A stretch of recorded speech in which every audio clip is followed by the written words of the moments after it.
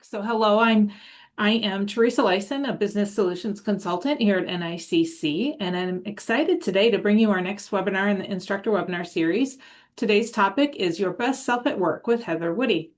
Heather Woody is a master certified success coach who partners with individuals personally and professionally to help them experience their greatness. She has a passion for working with people as they pursue their own road to success, goal achievement, and fulfilled lives.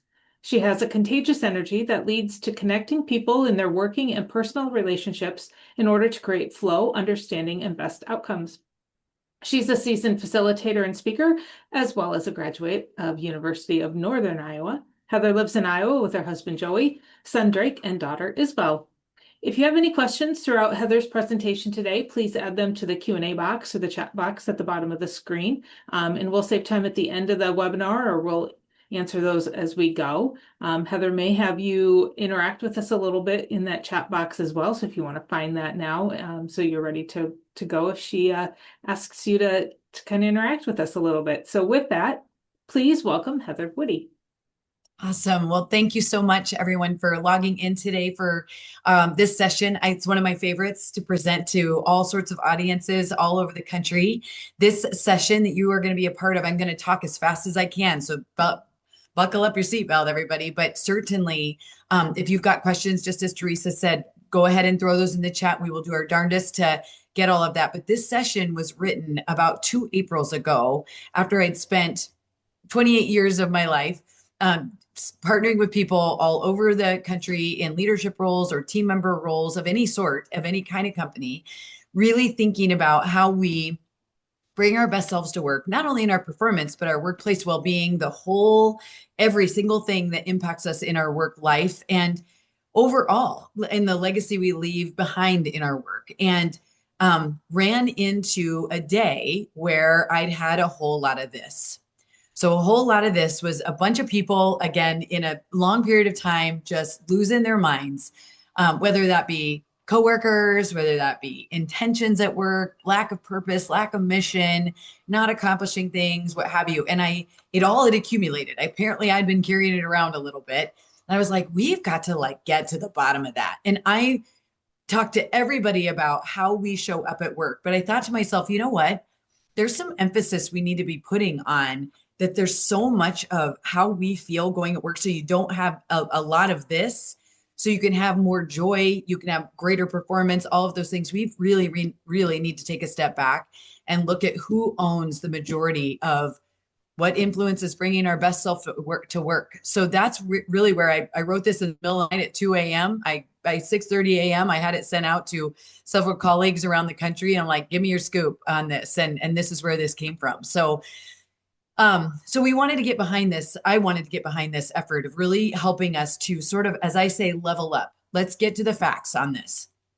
Between the ages of 20-ish and 60-ish, we're spending more of our waking hours at work than we do at home.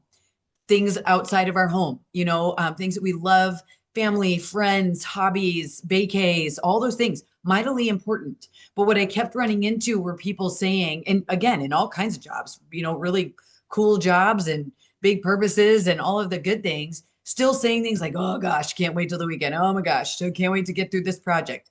It can't wait and it was never a circumstance where you're like, oh, this work is like, we're getting it done, and creating circumstances where people were kind of pumped up about how they were spending their day at work.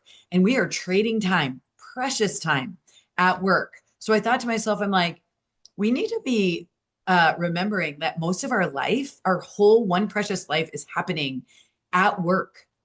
And we need to be protecting that as best we possibly can. And so much of that has to do with how we show up and how we roll and how we appreciate ourselves and our time at work, how we're using our time, our talents, our best energies at work, which, by the way, has an awesome connection to how you go home from work and what happens after work, and then how we come back to work. And how we use our time outside of that is so precious as well. So this whole presentation is really to elevate all of it kind of at once. So that's why I wrote this. So part of this is beginning with a few thoughts. And I want you just to step back and be curious about this. In the deeper, longer sessions, we spend time really down in the trenches thinking about this. You know, that other people were describing you, especially how you show up, right? What person are they getting day in and day out? You know, what are your best features? And more importantly, what are you getting out of yourself? What do you feel really good about how you spend your time with yourself at work, which is a very weird concept. I totally get it.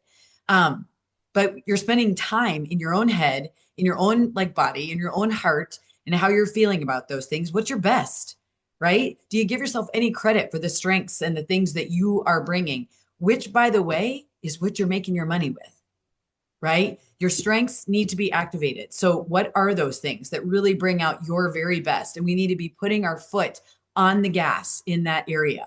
Okay.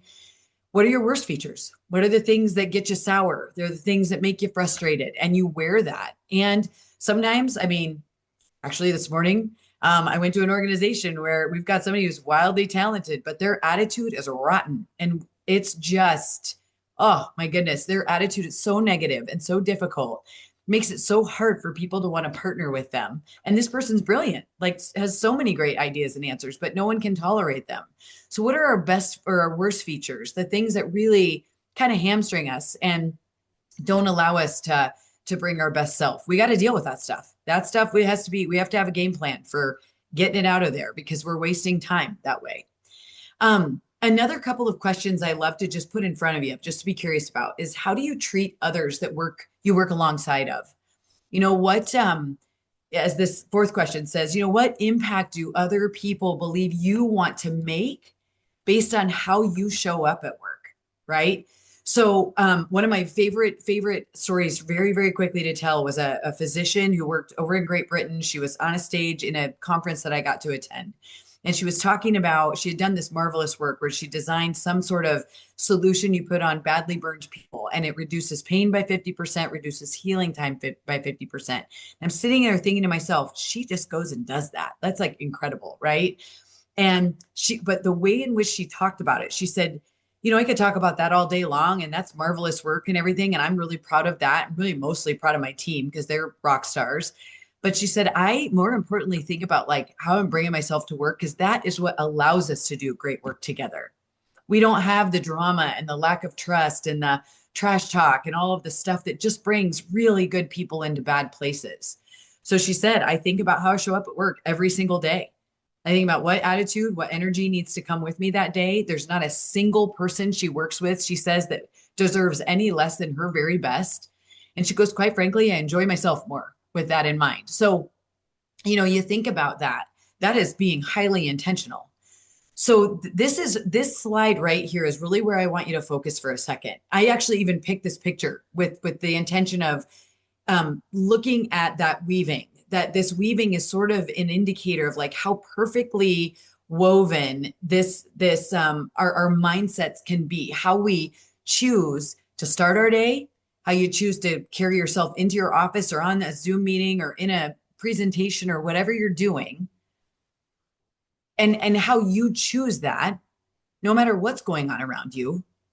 And then how you I always call them the indicator lights. What indicator lights are following you? Are they green and they're good? Are they difficult? Are they red? Like, what are you intentionally weaving together in your day? So I want everybody to take a second here. It's a Monday. It's a perfect day to do it, right? How did you start your day? You know, and not things that happened at you. How did you start your day on purpose? Do you just fly out of bed, get down the way, and you're stressed out on the way to work and you're late for your first meeting, or you get there and you're thoughtful about how when your feet hit the floor in the morning, what's the next move? How do you intentionally set your mind? When you're driving to work, what's cooking for you? Like, what are you listening to? How are you going? When you get to your office, or your workplace, what happens there? And I'm not saying we're looking for perfection here. We're saying we're working with intentionality so that we're teeing up best case scenario on purpose. There's a lot of people who go to work going, yep, here we are again. Yep, this is what I'm doing. Yep, I do that every day. Yep, I go home the same. And I'm like, whoa, that is a hard work experience. Okay. So what are we doing to be as intentional as you can be so that you enjoy the majority of your work days, even under super stressful projects and lots of stuff going on, right? So in that, every single one of us are going to have a little different something going on. Naturally, of course, if we lined all of us up next to each other, we've got, these, I always say people are carrying this invisible backpack on them every single day. All of you have yours on right now. I've got mine too. And it's just jam packed with all of the stuff in our life that has brought us to today. All the lessons, personality, our DNA, our generation, education, stressful things, people, you name it. It's all jammed right back in there and it is zipped and it is locked. But we tote that stuff around with us every day. And some of that is good stuff. And that's helping elevate our outcomes, our performances, our mindset. Some of it's not. Some of it's dragging us down. So here's the thing I'm going to tell you about that. We have to be super ultra intentional with what parts of ourselves we're allowing to come forward in our day, right? I just had a conversation with a human resources team somewhere today who is not known to be very good. And when I say that, they're good people, such good people, but they have a tendency to be gossipy and they have a tendency to share things they shouldn't, and so on and so forth. And they're known that way. And I said, is that your intention? Because that's what you're toting around in your backpack right now. And they're like, I don't think it's our intention. I said, okay, good. So what are we going to do differently next year? Like, what does that look like? How do we want to be known? Right? What's your best self in this role and as a business unit? What do we want people saying about your team versus what they're currently saying about your team? So we etch that out. These are the agreements that we're making. And all of that's going in their backpack. And those are the things they're going to start pulling out of that backpack so that they can intentionally impact their work peers all over that huge organization in a much, much more professional and profound way. But they were wearing that hardship. You could see their motivation is really low. They're really crabby and cranky. They're very blamey and negative. That's not who they are. It's what's happening to them, right? And some of it's what they're choosing. But that's all fixable, changeable, right? So I want you to like be thinking about that is, what am I bringing in the door with me every day? Like, how do I let that sit on me? When I roll a chair up or I go to the machine I'm working on, or I'm doing this or that, what's my mindset? And how is that impacting how I leave that day? And how is that impacting my work outcomes, my performance, perhaps, my workplace relationships? Like that's huge. Not friendships at work, relationships, professional relationships at work. So a lot of that is stuck down in our backpacks, and we've got to understand that. You deserve, I will underline that. I'm not very much a deserve kind of person, but I will say this. You do deserve to feel your best at work. And when I say that, here's what I mean. Like, again, the exchange of time is pretty important, right? No one needs to go to work and feel badly because of a bad leader or a bad, or an ongoing, very, very stressful, difficult circumstance. It's unnecessary. Okay. Things like, difficult coworkers. We don't have resources to do the things we need to do, stuff like that. We don't need that. We don't want that. But most importantly, what you're doing to affect that, right? And believe me, and you all know people that I'm talking about right now, and they're all good people too. But the people who it's like a literal slugfest to get them to be present and show up like in a good way in their work, right? Well, that is driven by them. That is culture is right under everybody's 2 feet. I tell people that all the time. Culture, whatever you experience most, right under your own 2 feet. So we deserve to feel good at work. Here's what I'd like to do. And I'm going to give you like a 20-second engagement here. I want you to answer this question. What is it that compromises your ability or your choice to bring your best self to your workplace, our workplace, whatever that might look like for you? So let's throw just a few things in the chat. Let's see what everybody has to say. If everybody would open their chat and throw as much in there as we can possibly palette in just a few seconds. Go for it. Yep.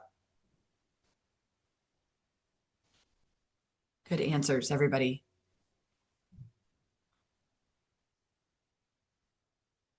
Yep. Yep. All of that. Got some really good stuff. Right.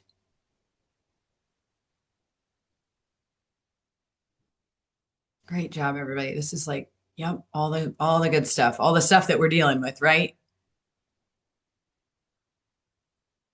Yes. So as I'm looking at that, and some others maybe, yep, as you keep them coming, and I'm just going to talk while we're all kind of looking at that. There's several things in here that, well, actually, most of the things on this list are things that we are, our reactions to these things are what's causing us either to be really good and we're able to control and manage some of how we, as I say, block and tackle those things. I mean, even I'll just use a couple of them, okay, just as a good example.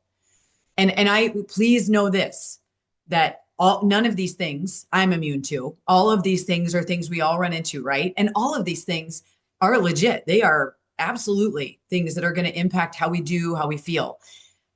You know, things like stress. Here's what I have, you know, people that I work with ask me this question, and here's things I ask my clients is, so what are you doing about that? Have you put your finger on what the source of that is? Are you taking action toward finding resolution and solution, or you just sit back, let it hit you in the face, right? I've been on both sides of that myself, right? We're just people and we're just learning and we're doing our best. Okay. A slow time at work, you know, it's just going to be go through a period. Of course, home stressors, things that feel like they're just are all the atoms in the earth are all moving around us as fast as they can and difficultly. No matter what I pick off of this list, the one thing I would say, the one that I would really maybe pull out of that side is that the family health crisis, that kind of thing. Those things can be, you know, and I don't need to tell any of you, you've all been through these things, but that can be like really jolting. It really can get us mired down. And who am I to say how we should deal with a lot of that? I've got lots of people in my own family going through those things and trying to navigate some of those emotions or the stressors that come with that. So that's the one I would pull out. The others probably all have an answer. They all have an answer, right? It's just like working with all the clients that I get to work with. I just had a whole boatload of them this morning that want to, we throw stuff out there that this isn't our way. And I'll say, good, you can put your finger on it. Now, what are we going to do about it? And not always will people say like, oh gosh, you know, I don't really have a game plan. I'm like, great, let's talk about that. Let's figure that out because everything has something we can probably do something about, whether it's adjusting the mindset about it, whether it's the view and the vantage point we're using to see that thing, whether it's, do we need to ask more questions about that? Do we need to raise a conversation with our bosses, our leaders? Do we need to have a crucial conversation with a team member? One of them in there, attitudes of others, right? Like people can just be, blah, you know, difficult and or wonderful, right? But at the end of the day, we own 100% how we're allowing those people to impact us, right? That's not the popular thing to say. I'll say it, but it's not the popular thing to say because it's easy to do that. Same right here. Give me like 2 hours of negativity, and I'm like, oh my Lord, let's like fix this, right? Makes me crazy. The one that I love is the staff lack of accountability. It's like that changeable, totally changeable, right? So all of these things are legit. Most of them have an answer. Okay. So I want you to recognize that because, and again, no shame in any of this. This is stuff that I run into as a person myself. All my clients run into this. That's just being a human. And underline and we're so brilliant. We as human creatures have zillions of choices to make, and we just sometimes have to do a little longer thinking or a little bit a willingness to see it totally differently, a willingness to try something totally new about that thing. So how we go into that is going to be a huge opportunity for you. And I don't mean to gloss over it. If we had all day, we'd be whacking and stacking on every single one of those things. And we would have a great conversation about that. All right. So in that, we know what it is. One of the major when we talk about workplace well-being and we talk about the things that really impact us, one of the first stops that I ask of people, especially when they feel like attitudes and energy or culture or it just it's not feeling great. Sometimes it could be the workplace, heavy workload and things like that. I'll say, so let's start here. What are you like? Are you the person that you would want to work with? If you were in the leadership role and you were in that role right now, and based on how you're behaving right now, Are you an extraordinary leader? Could you be an extraordinary leader? And let's start with ourselves, because I always say we work inside out, right? So we talk about that. And some people will say, I think I am. I think I'm really trying to be a good role model, a good representative of the things that I appreciate. When people are like this to me, I always appreciate those people. I try to be a solution finder. I try to be a positive in our team. I'm a good support person for our team members. I'm not afraid to step in, step up. So I really try hard. Lots of those good people, right? Sometimes people are like, no, I'm not good. I am not the person I would want to work with. I have my attitude really stinks and I really need to shore that up. Or, I don't really dip my toe into uncharted waters. I don't step up. And so I could list a zillion things all day long. I have to level set this with myself. When I walk into any client, the lights are on. They only get A plus. You all only get A plus, because why ever would I bring you another grade? I would never bring you my C game ever in this. You don't deserve that. I would be wasting your time. So here's this isn't the best example, but it's the example I use. We are, if you look at what a surgeon does day in, day out, well, the surgeon doesn't really, I mean, they're as human as they come, and yes, errors can happen. But a surgeon just doesn't get to go in there and say, well, today I think I'm just going to be like this and good luck to the patient. I hope I do a good surgery. They have to be on it because someone's life is depending on them nailing it perfectly. So I always say, why are we any different? None of us are. We need to go show up, and we've got to deliver on every single square inch of that paycheck that we are earning. And that is all the things, right? It's our performance, it's our attitude, it's our energy, it's what we're delivering to customers internally or externally. And that's how we need to nail that, right? So I go back to the HR team I worked with this morning. Again, chock full of good people, really, and well-intentioned people. But immediately in that conversation, one of them says, I don't like working with leader X. And I said, what do you bring them? And they said, probably not great. And I said, that's not one of your choices. You're a human resources representative, representing all employees, partnering with all employees, no matter what. And if you need better things from that leader, you need to have that dialogue with them. You can't tote around a bad attitude. Your lip can't raise every time that you're in a meeting and they say something and you eye roll. No, that's not professional behavior. And that's not being the person you want to work with.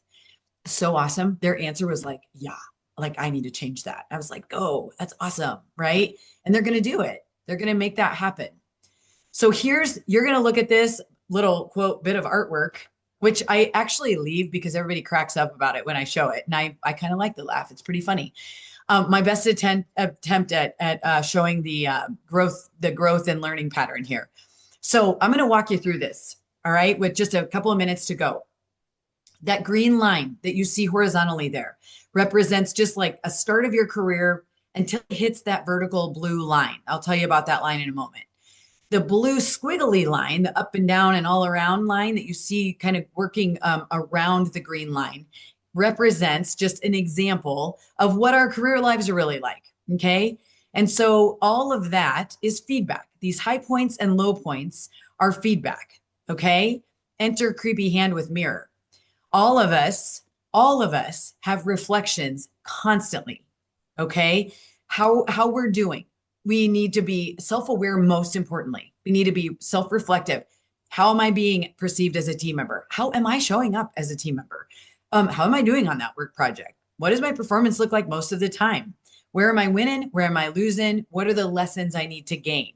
And that's all these pitches and the peaks and valleys, as I'd say. If we are wise in our career life, our best self at work is an accumulation of all of this learning.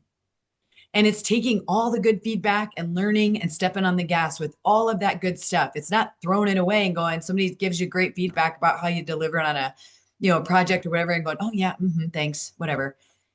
It's taking it in and saying, thanks, help me understand what you liked about that. Tell me more about that. Like getting into good feedback so you can learn more about that and reapply on other projects, other bits of work, instead of casually casting it away. And then, by the way, complaining that you never get good feedback. Well, no, you do. You just aren't paying attention to it. That's what I tell a lot of people. And I've done it myself.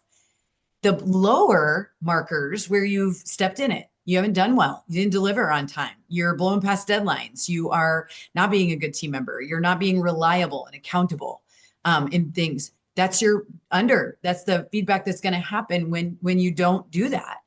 That's so mightily important because it helps us understand and where we need to clean up our act and do better. And when people give you that feedback, you know what you say? Hey, thanks. I didn't know. Or hey, thanks. I didn't see that. I need to do that. Thank you for having my back and letting me see that. But here's where this blue line, this blue vertical line comes into play. We're going to hit that at about 120 miles an hour if we do not pick up on those lessons about what our best self at work really looks like. Okay. So you'd rebound. That's that black arrow that springs back toward the other direction. And then you're going to walk through all those lessons again until we get them, right? Sometimes the hard way, sometimes a loss of job, sometimes it's a loss of credibility. They don't take you seriously, whatever those things are, they're hard lessons. Or you can just have to avoid that. You get the lessons, you take the feedback, the good stuff and the hard stuff. You're self-reflective. You take that, you digest it, you grow, develop, and you get up over that line. And where then your best days are to come, which is representing that dashed line, that green dashed line on the other side, allows you to continue to become excellent in whatever capacity that is. And I've watched thousands of people in 28 years of getting to do this work with extraordinary people go through all of this, and myself included. Okay. I haven't always gotten the lesson. Sometimes I had to rebound hard and I didn't love that lesson, but I got it again. And we've overcome some of those things. So in that spirit, what I'd love to have happen is I'm going to open this chat just real quick, just to make sure I've seen everything I need. Awesome. Yeah. Good stuff. I love your comment. What I would propose to all of you is that you give yourself an opportunity before year's end to really step back and ask yourself some key questions. Just things like, you know what, if I was being evaluated today by my closest work peers, by people who spend time with me in meetings, by my family, by myself, you know, what would people say? What are my best features and worst features? How do I want to be known? You know, if people are reflecting about me, what do I hope they're able to say about how I've impacted them? Because again, let me say loud and clear, we're not getting time back. Everybody you spend time with at work also have precious lives. They deserve your best. You deserve your best. You deserve to feel your best as much as possible. Last week, one of the most stressful weeks of my entire life. Hard stuff going on. And had to figure out how to not glass over it, glaze over it, put a happy face on. That's not anything that I'm talking about today. It was one thing at a time. What do I need to do about this? Can I do anything about this? How do I carry myself through this? What do I need to do to be there for my client and their family dealing with difficulty, and my own family who's dealing with difficulty? But what I do know is that curling up in the fetal position isn't one of the choices that I could, but it's not the one I'm picking because I have it. There's so many other opportunities to be there for and to be there, quite frankly, for myself. Right. So it's looking at some of those things through a different lens. Right. But I would propose you to really take a cool opportunity to step back and really evaluate. I'm going to end with this story here real fast. So one of the coolest things that 28 years of this work has produced, like I said, I have the luckiest seat on the bus. I get to work with so many cool people all over the place. Hard situations too, and really cool opportunities to walk alongside people. And one of them was a chief of police and had been through a lot of really hard things in his tenure there and cared deeply for his team, cared deeply for his community, just very stoic, got the job done, went through a lot of hard stuff, and he retired. And so I get invited to a lot of retirement parties. And so I take the opportunity to, when I go, I fist bump whoever it is that I'm there to see. I'm like, well, I'll catch up with you later. You go have a good time. I'm going to talk to the people who came here about you. And they're like, oh, geez, what are they going to say? So I always ask the same question. I'm like, tell me how, in this case, tell me how Chief impacted you. What were the good things? What did you learn? So I take the opportunity at the retirement party to keep it very, uplifted, but I really mean it. I want to know. And then I get their permission to record those things, like write them down. So I do that with them standing there. And then I take all that feedback and I write it in the front of a card. And usually I like to try the most garish kind of awful card I can find, but it's always a retirement card and it always makes them laugh. But I write all that. And I literally love putting that into the mail. And every time someone calls or emails, so Chief calls, he says, "Hey, Heather Woody, they really say that about me?" I was like, "Yeah, Chief, they did." He said, "Really?" I said, "Yeah. Did you not know those things?" He goes, "No, I didn't know those things. I didn't know that those were the things that people leave." And it was like, you guys, amazing. Makes me choke up. Amazing. And I said, "Chief, you didn't know because you kind of make it hard to tell you because you're very stoic and very straight laced, very focused." But I said, the way, though, I wish I could record the way they said those things about you because you have left such a profound imprint on people. And I want you to know that because that's what matters at the end of the day is how you impact people, how you lead people. You know, you healed some hard relationships. You healed hard relationships internally and externally in your community. You worked through some hard things and you did it. So yeah, go fishing, go golfing, go celebrate that. So we went to lunch and we celebrated that. We had a good long conversation about impact. And he's going to go talk to more police chiefs around their community and around their state about that, as a result of that, which I think is like so cool. But I'm going to leave you with that. I want you to step back. I want you to think about, are you being the person you would love to work with? And are you bringing your best self to work more often than not? Thank you for having me today. I'm going to turn the mic back over to Teresa. Enjoy your day. Gosh, Heather, thank you so much for that. What a great start to the week. You're Give us welcome. all a good reminder to show up as our best self to continue on this week. This is a little bit of what Heather can do, and I'd be happy to bring her into your business at any time to bring this message and many others that Heather has to share with your coworkers and have your team all show up as their best self every day. I did put my contact information in the chat box if you need my email and want to reach out and talk about anything else that we can provide, and ICC Business and Community Solutions can do to provide you with any training. Our next webinar will be Monday, December 15th with Sky Mercer on AI as a resource for well-being. So we will provide that in a link that's a follow-up email, and it'll be on our socials as well, so you can register for that one. Sky's got some great information on AI and making it work for you, not against you. So thank you very much, Heather, and thank you to everybody who joined us today. Gosh, their comments are making my heart feel really full right now. Thank you. Yes.